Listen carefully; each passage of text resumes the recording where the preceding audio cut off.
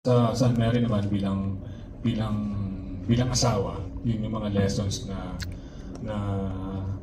natutunan namin at saka mas nagawa namin ng mas totoo o hindi kami nanguhula sa mga scenes pagdating sa pagiging asawa dahil nga alam na namin kung paano. And dito naman sa Silent Noise, siguro yung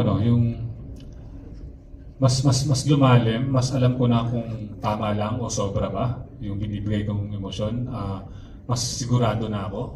Siguro dahil hindi lang ako nag-research or hindi ako nagbase sa kung paano ako nalagaan ng magulang ko o kung paano ako naka-experience o nakakita yung ibang magulang paano siya sa anak nila.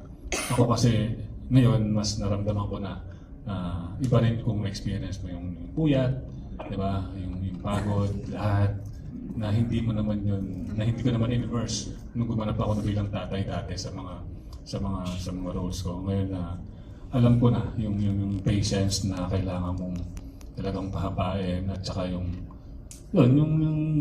totoong experience sa buhay. Yun yung nagturo sa akin kung paano ko atakihin yung mga scenes ko lalo na sa mga sitwasyon pagdating sa mga anak ko. And your